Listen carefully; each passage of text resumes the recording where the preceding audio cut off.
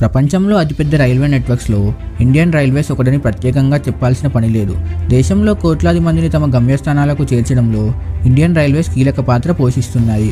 ఇక ఇండియన్ రైల్వేస్కు సంబంధించిన ఎన్నో విషయాలు మనలో ఆసక్తిని రేపుతాయి.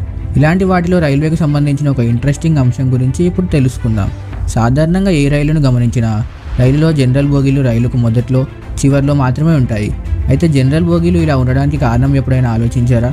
ఆ కారణాల గురించి ఇప్పుడు తెలుసుకుందాం. సాధారణంగా రిజర్వేషన్ బోగీలతో పోల్చితే జనరల్ కోచుల్లో ఎక్కువ మంది ప్రయాణికులు ప్రయాణిస్తుంటారు. ఈ రెండు కోచులు చివర్లో ఏర్పాటు చేయడం వల్ల జనరల్ బోగీ ప్రయాణికులు సరిసమానంగా ముందుకు వెనక్కు వెళ్తారు. రైల్వే స్టేషన్లో రైలు ఆగిన సమయంలో జనరల్ బోగీ నుంచి పెద్ద ఎత్తున దిగే ప్రయాణికులు రెండు వైపుల నుంచి సమానంగా వెళ్తారు. దీనివల్ల స్టేషన్లో పెద్ద ఎత్తున జనాలు గుమిగూడరు. ప్రయాణికులను రెండు వైపుల నుంచి డివైడ్ చేయడం వల్ల రద్దీని నియంత్రించవచ్చు. ఇక ఎప్పుడైనా రైల్వే ప్రమాదాలు జరిగినా, ఏవైనా అవాంఛనీయ సంఘటనలు జరిగినా సహాయక చర్యలు సౌలభ్యంగా ఉండేందుకు ఈ విధంగా జనరల్ కోచ్లను అమరుస్తారు.